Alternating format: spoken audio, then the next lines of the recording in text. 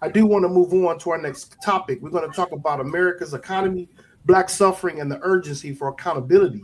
So right now we have a video with Latasha Brown. She was on the Jamal Bryant on Jamal Bryant's podcast, and we'll continue on the other side with this one. To understand that Black bodies were the securities and the assets for the United States. I need you to understand that in 1860, if you took all the railroads, this ain't me, Google it. Look up what I'm saying. Yeah. If you took all the railroads, if you took all the built environments, if you took all the financial institutions, none of that was the value of what enslaved Africans were for this economy. Not our work. Yes. I'm talking about the value of our bodies. In the South, 8 out of 10 mortgages, they would actually mortgage our bodies.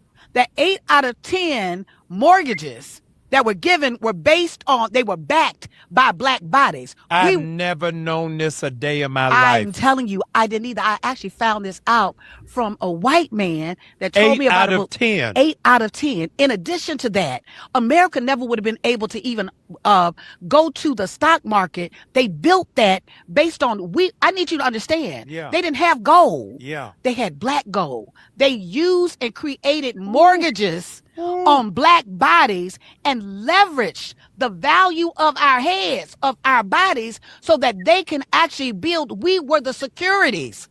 And this is about, I'm not saying it's about conjecture. No, I'm saying this is a fact. Finally, Deep, ain't somebody it? said it. So what changes? So what changes when we understand slavery not only as a forced labor, but as a financial system in which Black bodies themselves were used as assets, mortgages, and collateral? How does that history inform conversations about the racial wealth gap and the reparative justice? We will never. I'm sorry, it's going to be unpopular. We will never catch up. We will never catch up. That's a fact. Part of it is our fault, right? Because we talked about unity earlier in this conversation. We dislike each other enough, and I am going to give some credit to Lawrence, who talked about us being able to come together, and this should be an in-house thing. That's part of the problem we're having. We don't have those private discussions. It should be like inherent in us to do that, and we don't do that. So that's part of the problem. But on the other hand, because just think about it. If you want to buy a house now, you have to show some kind of collateral. That's just the way you have to do. You have to show whether you got some money in the bank somewhere, where you're going to get the money from. Back then, all they had was human bodies that was going to be help them make money. The problem is that it's so far in the past that it's hard for some people to even acknowledge that, even hearing those facts. Matter of fact, I can guarantee you somebody's going to comment on the bottom of that video and say that not exactly, right? Some Black folks. Right. It's hard for people we don't think of ourselves as other, but the people that did it thought of themselves as other, and the people that are related to them think of it as other. So to answer your question, we will never catch up.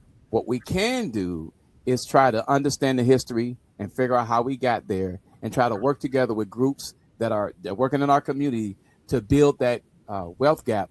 But I'm sorry, Mars, we will never catch up. We will never make this playing ground. It will never be even, ever. Yeah. I mean, I don't look for the catch up part. I don't see that. But how do we move differently, knowing what we know now? How do we move differently? Go ahead, Greg. What you heard was the establishment of financial institution, and the Civil War and everything that has transpired since has been for the protection of the institution.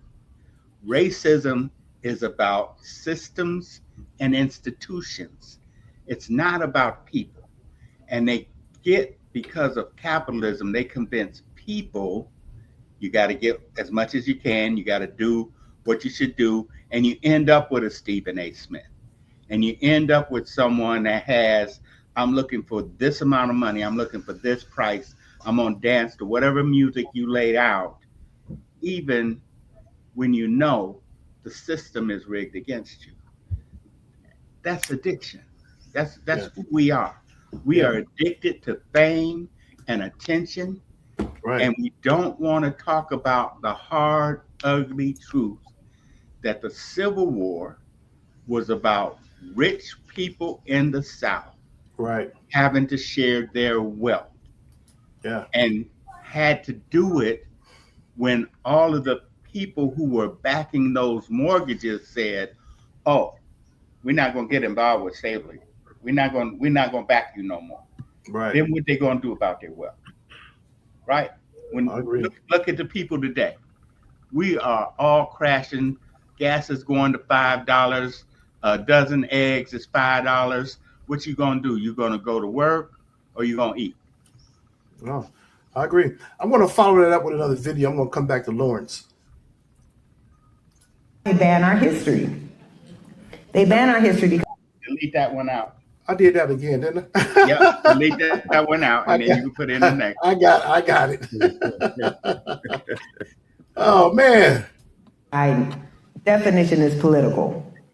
That's right. Because black people, by definition, are political, right? Our history is political because every story of American greatness, every story of American exceptionalism you want to tell, here we are off to the corner. Say, how do you explain us? That's right. That's If right. all this is true, why are we here? If all this is true, how do you explain how you suppressed our rights for 350 years? How you bought and sold our ancestors? How you claim to be democratizing Europe, but denying violently democracy for black people here. So we're the most inconvenient people to the story of American exceptionalism. That's right. So they want to ban our history because we give lie, right? We reveal the lie of this country. Right. And we are heroes of that story. So what the research shows is that when you teach black children black history, they do better academically. Absolutely. This is not Absolutely. shocking. That's right. It's right.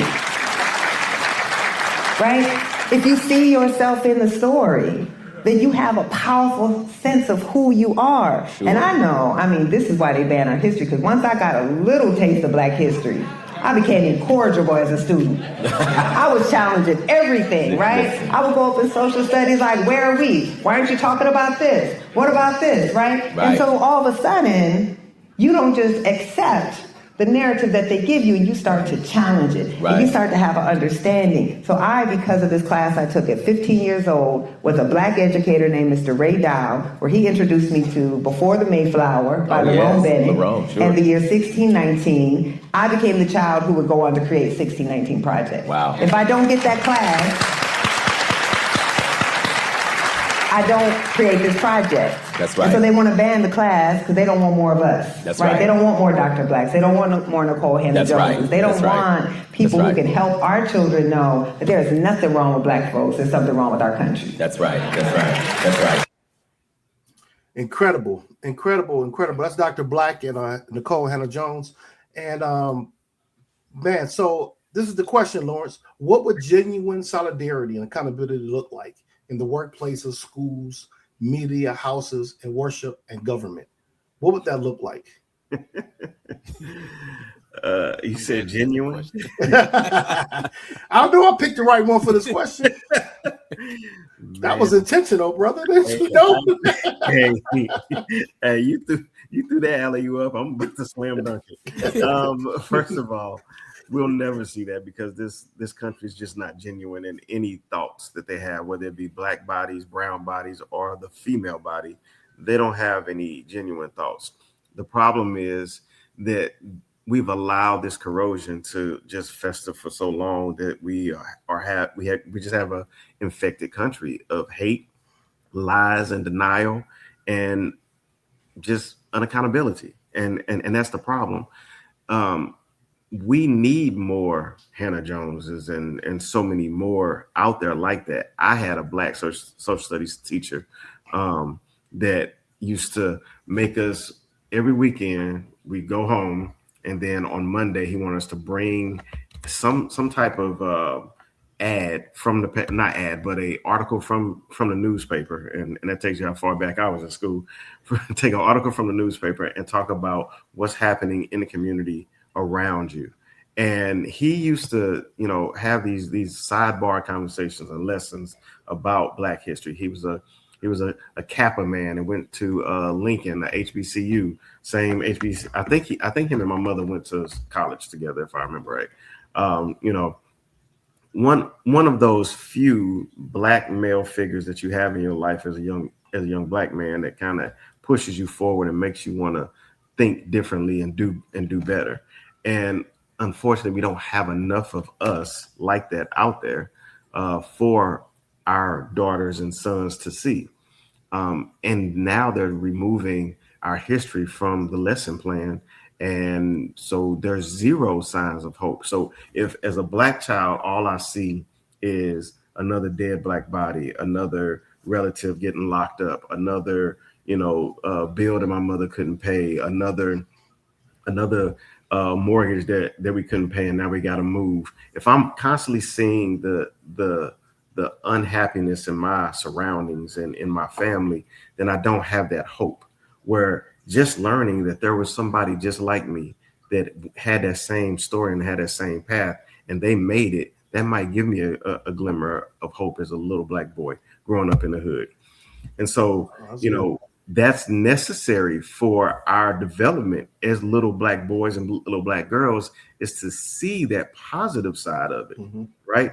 And so if it's too many of us that don't have that, we don't have that family member that we can look up to. I had the luxury of having beautiful black women and men, not a lot of men, but more black women, but some good black men in my family and outside of my family at church. And that Mr. Larry Lewis out of St. Louis, he was one of the great ones, and he's still doing great things in the community, and still his former students are coming and rallying around him when he was battling cancer and things like that. And so, and actually he is the brother of the actress Miss Jennifer Lewis. So, it's knowing these stories and knowing these people that all I have to do is hear it and then I lock in and be like, okay, this ain't too bad. There is another way I can get out of this. Right. And unfortunately, we've lost some of that in our development. And it just has to change. So we can't depend on this wonderful nation to do it. We have to do it.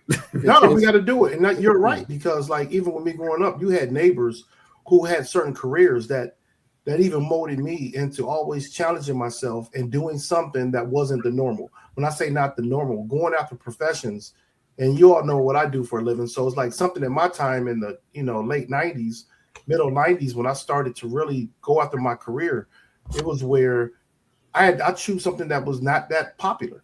And people don't even, to this day, people say, so what are you doing now? What do you do for real? They really don't know in the production business that I'm in. So, but I knew people who told me to challenge those positions that you don't see yourself in. Challenge those that are hiring, put yourself in a position to go after those jobs.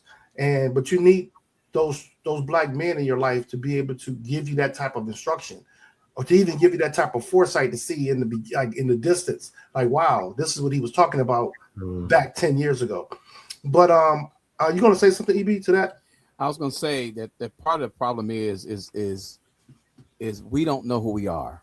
That's where it starts at. So in order to answer the question that you posed to us about what does that look like, we have an identity crisis, which is harming us. There's a lot of great things, a lot of great ideas in our community, and a lot of great solutions sitting on the table. And a lot of people even mention them to me. And the people that mentioned some of these ideas with me wouldn't put the money and time into those ideas. And it's what's fascinating. I put the money into those ideas, and they walked away and left me holding the bag. So I think a lot of the questions to be answered in some of this unity we want can be found in the fact that we don't know who we are, and until we find out who we are as an individual person and as a culture, we're gonna always struggle. What I can say is, for people like us on this call, there's pockets of people all around the country that are starting to do these things. Is it going to happen overnight? No, it's going to happen, but it's happening in pockets, and that's encouraging to see, as much as I've been seeing in the last 2 years. That's good to hear. That's good to